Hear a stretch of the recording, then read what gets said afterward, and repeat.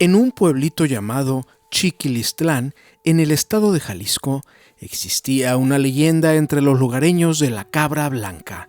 Esta leyenda se estaba olvidando, pues era como un cuento a principios del siglo 1900. El pueblo era muy chico en ese entonces y tan solo algunos pobladores la difundían de boca en boca. En esta región, la minería alcanzó notorio incremento.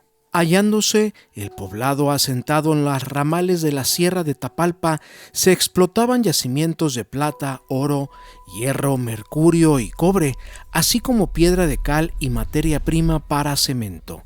La principal fundición se estableció en Ferrería de Tula. A la sombra de esta bonanza se incrementó la industria hogareña de la fabricación de bolsas de ixtle denominadas morrales, elaboradas por las clases sociales más humildes del poblado.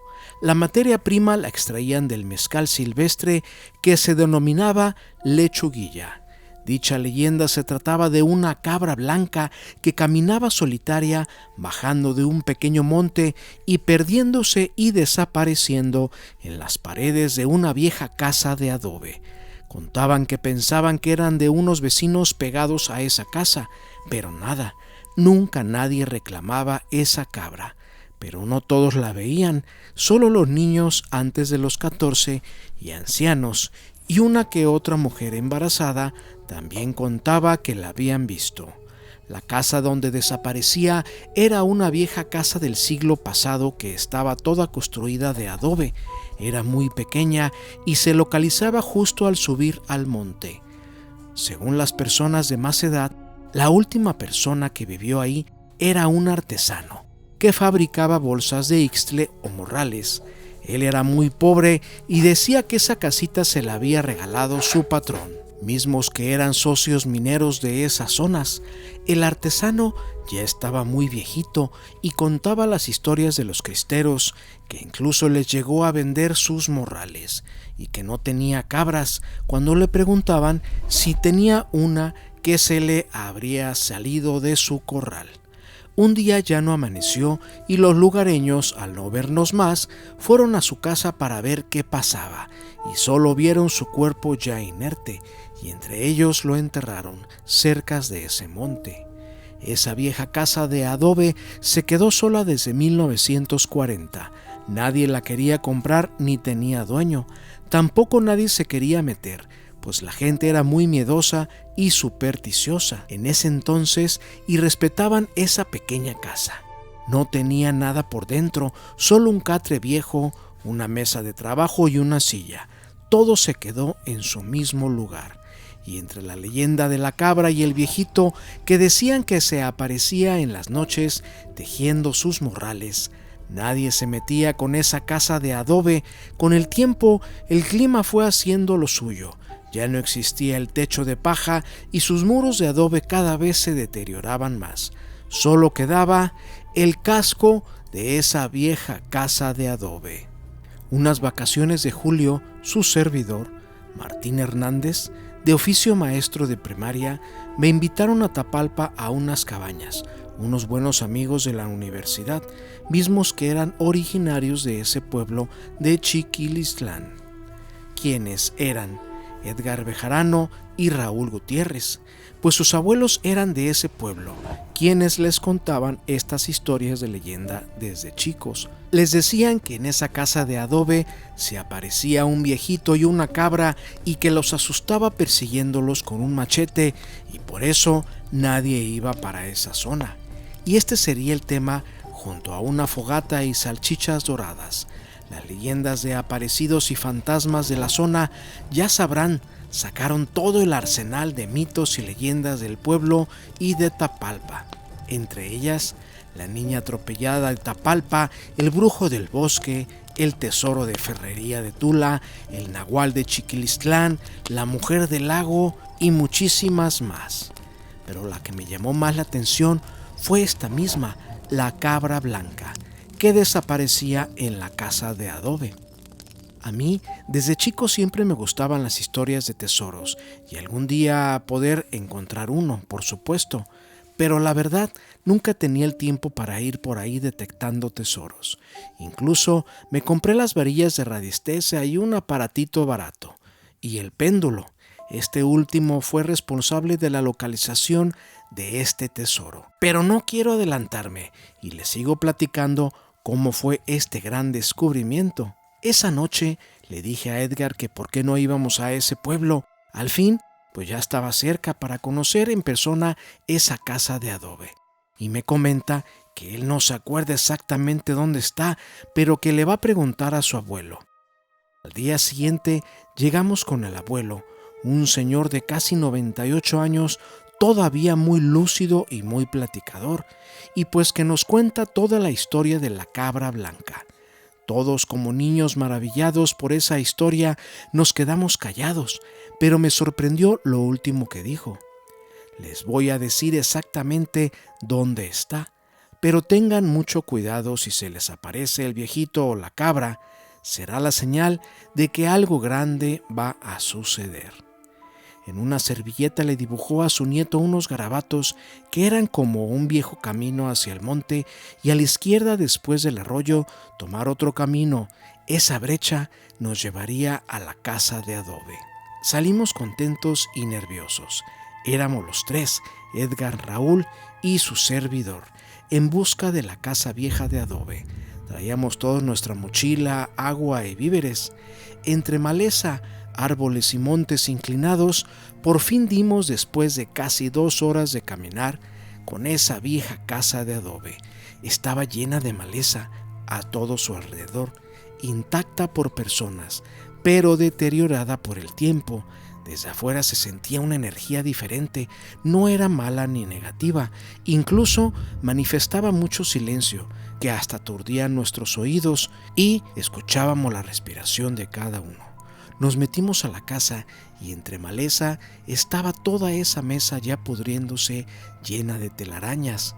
Creo que nos sentíamos Indiana Jones todos. Cuando de pronto Edgar escuchó el clásico sonido de cabras. ¡Mee! Y nos dijo, ¿escucharon eso? Raúl contestó que sí. Yo en lo personal no lo escuché. Se nos puso la carne de gallina a todos. Nos pusimos a tomar unas cuantas fotos, pero después de eso yo comencé a sentir escalofríos. El miedo se apoderó de todos, pero no queríamos salir de ahí. Dentro de nosotros queríamos demostrar cuál valientes éramos y nadie quería dar su brazo a torcer. Me acordé que traía en mi mochila un péndulo de cristal de cuarzo que siempre cargo como de buena suerte, y comencé a hacer varias preguntas. Como si hay alguien en esta casa de adobe. El péndulo contestaba que sí. ¿Existe algo enterrado de valor de metal en esta casa? Y también contesta que sí. No sé por qué pregunté eso. Quizá por mi gusto por encontrar tesoros, yo creo, aunque esa no era la intención. Y le vuelvo a preguntar al péndulo. Dime y dirígeme hacia dónde están esos metales. La inercia del péndulo me dirigía hacia la derecha, justo debajo de la única ventana que había. Claro que no había nada de ventana, solo el marco abierto. Pero el péndulo comenzó a girar muy rápido, dándome la señal de que ahí existía algo enterrado. Edgar y Raúl se sorprendieron, pues no sabían de este uso, y les dije, muchachos, aquí hay algo enterrado. ¿Cómo ven? ¿Nos aventamos a escarbar? Y responde Raúl, órale pues, pero ¿cuánto de profundo? No traemos herramientas, solo un cuchillo de campo que traigo yo. Yo le contesté que eso era suficiente, todos dijeron que sí, y que le pregunto al péndulo cuál es la profundidad de lo que ahí está enterrado, y me respondió que 1 metro. Yo traía una navaja suiza también, y entre los tres comenzamos a escarbar como pudimos y hacer a un lado la tierra. Para nuestra fortuna estaba húmeda y nos facilitó al escarbar más rápido. Y bien, y en eso que escuchamos el ruido de un machete golpear con un metal. Todos nos asustamos y dejamos de escarbar, incluso salimos de ahí. Rodeamos la casa en busca de ese sonido, pero nadie estaba a su alrededor. Regresamos a escarbar y con mucho miedo nos topamos con la clásica bolsa de ixtle de esa zona, ya pudriéndose, que contenía pedazos de plata y oro en bruto. Toda era pedacera de todos los tamaños, entre redondas y alargadas, otras planas, y nos llamó la atención unas como pepitas en forma como de canicas, todas redondeadas de oro, que eran muchas también. Nadie lo creía. ¿Cómo era posible que en una pequeña bolsa de ixtle podriéndose ahí estaban escondidos todo un tesoro en pedacera? Guardamos como 4 kilos en total de todo entre oro y plata en las mochilas y nos regresamos rápidamente con el abuelo de Edgar a contarle del hallazgo, preguntándole que cómo era posible que nadie sabía de ese tesoro y por qué estaba enterrado ahí. El abuelo se sorprendió también, pues la leyenda de la cabra blanca por fin tenía sentido. Estaba anunciando o revelando un tesoro enterrado, pero que no cree que fuera del viejito artesano, que esto venía de más atrás, a lo mejor de alguien también que los dueños de las minas mandaban ahí a descansar a sus peones, y estos mismos de alguna manera buscaban la forma de guardarse la plata y el oro de las minas en donde trabajaban.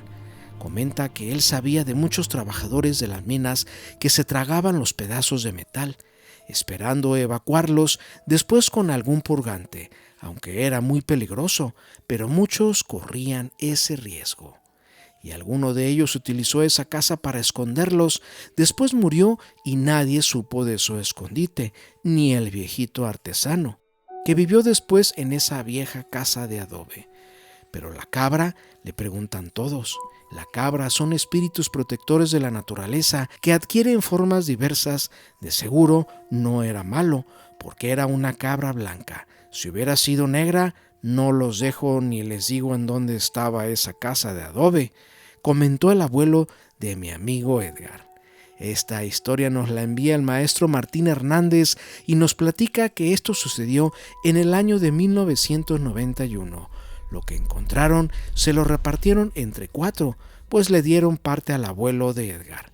Y solo nos comenta que los verdaderos buscadores de tesoros deben de primero indagar e investigar en las leyendas, pues existen grandes posibilidades de que sean verdaderas y tengas éxito en tu búsqueda.